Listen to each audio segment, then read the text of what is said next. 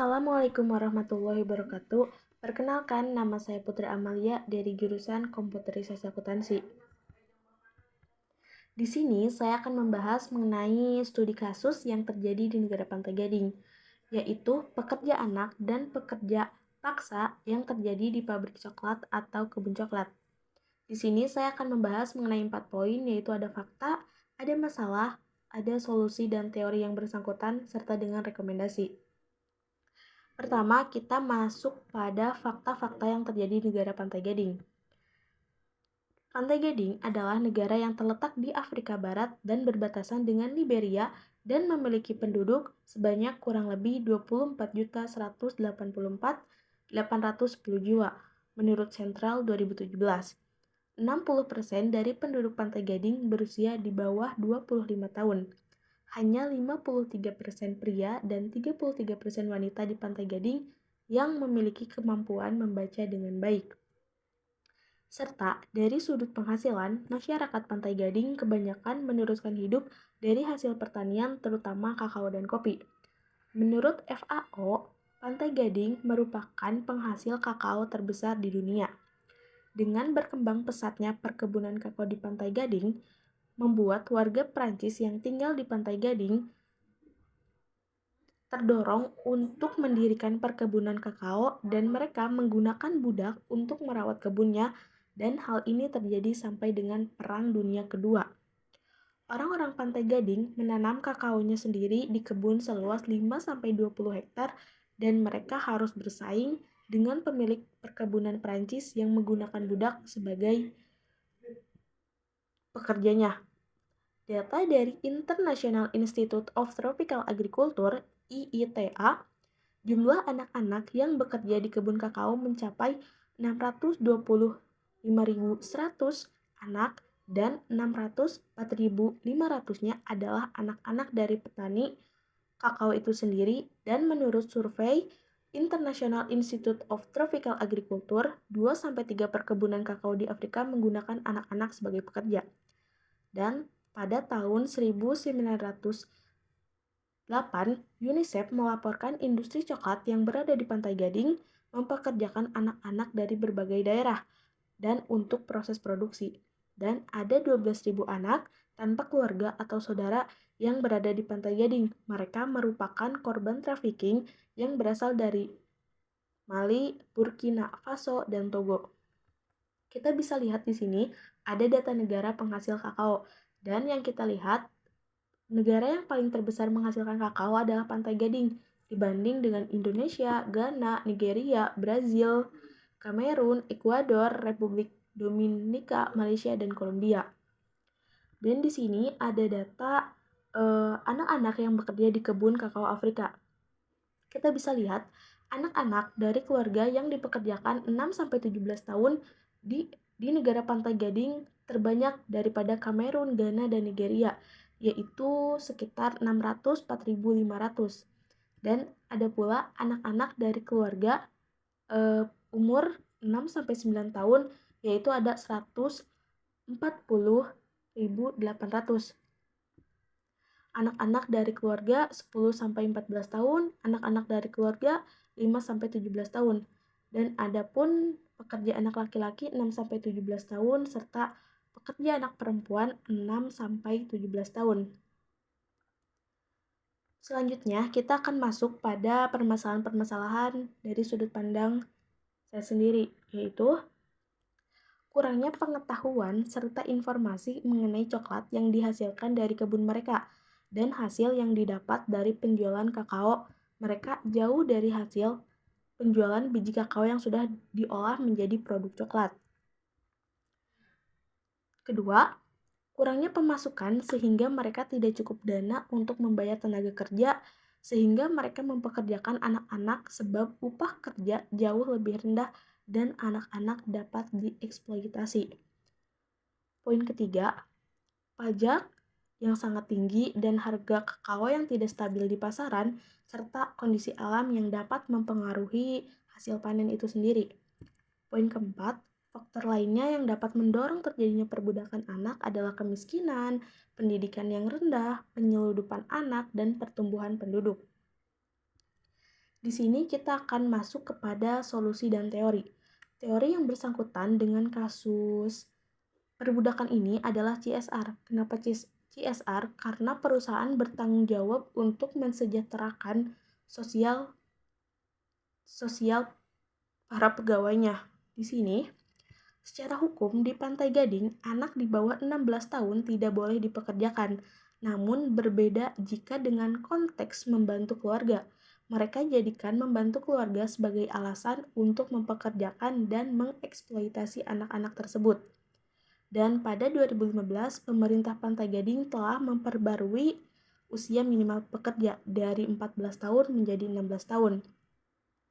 Dan pekerja 18 tahun harus terdaftar oleh pemerintah, sehingga pemerintah menetapkan denda bagi orang tua yang tidak memberikan akses pendidikan untuk anaknya, serta pemerintah meningkatkan jumlah anak yang masuk sekolah, serta pemerintah Pantai Gading juga menyetujui beberapa program sosial yang tujuan utamanya untuk menanggulangi perbudakan ini. Adapun solusi lain untuk mengurangi perbudakan anak adalah dengan melakukan sertifikasi pada petani.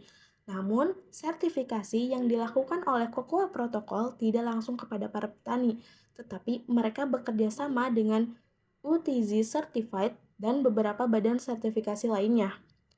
Program UTZ Certified terbuka untuk semua kalangan, seperti petani-petani kecil, kelompok petani, dan perusahaan skala kecil dan besar. Dengan tagline Better Farming, Better Future, UTZ Certified memiliki tujuan untuk mewujudkan pertanian berkelanjutan. Program pertanian berkelanjutan akan membantu para petani, pekerja, dan seluruh orang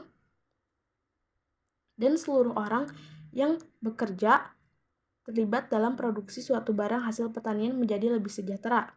Dan pertanian berkelanjutan membuat proses produksi lebih efektif dan aman dalam memanfaatkan sumber daya sehingga dapat menekan efek negatif bagi lingkungan.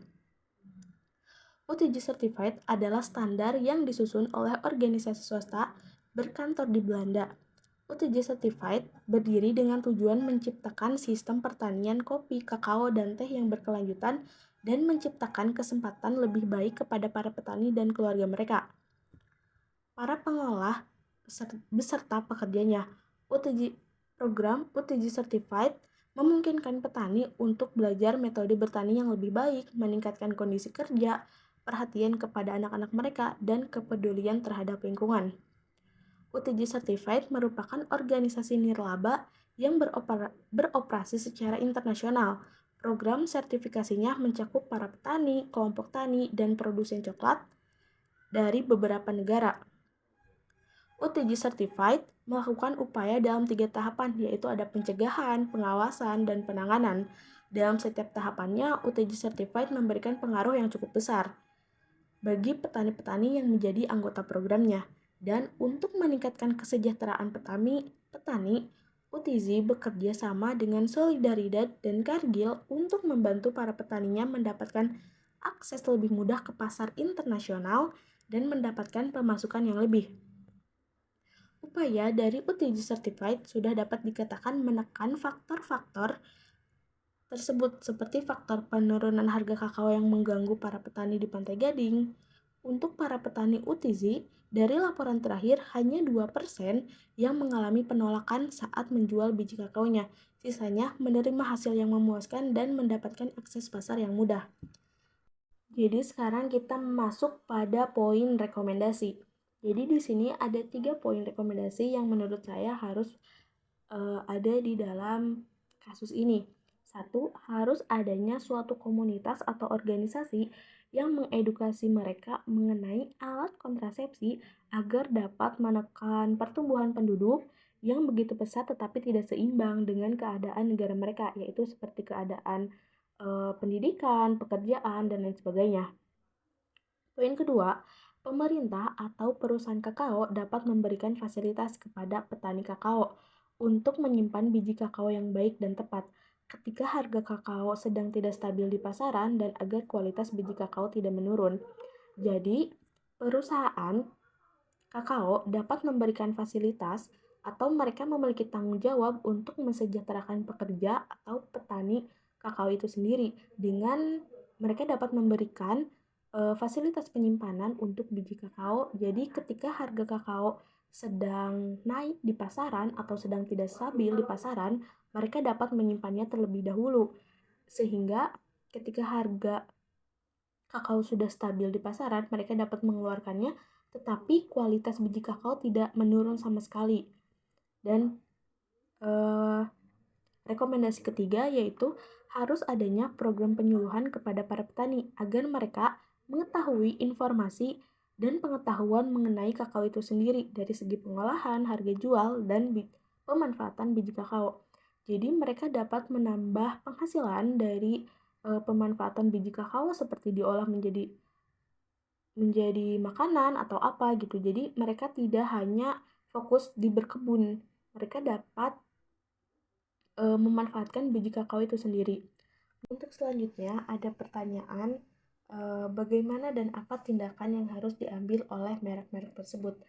Nestle dan Cadbury dapat mengambil tindakan dengan memberikan fasilitas pendidikan kepada anak-anak korban perbudakan sebagai suatu bentuk tanggung jawab perusahaan kepada sosial, dan mereka harus bekerja sama dengan para petani sebagai pemasok kakao agar kakao yang diperoleh dari petani langsung dapat diserahkan kepada perusahaan produksi, tidak melalui tengkulak dan sebagainya, agar harga yang didapatkan oleh petani sesuai dan mereka tidak mengalami kerugian, dan sebagai bentuk peningkatan ekonomi negara Pantai Gading.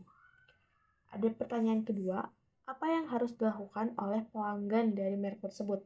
Pelanggan juga dapat mendorong perusahaan agar dapat mensejahterakan para petani.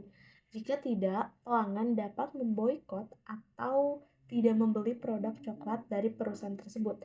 Pertanyaan ketiga, adakah tindakan lain yang diambil oleh pihak lainnya?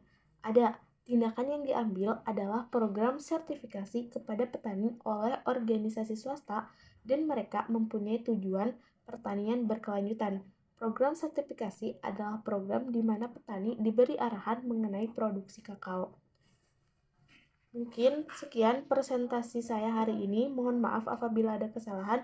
Wassalamualaikum warahmatullahi wabarakatuh.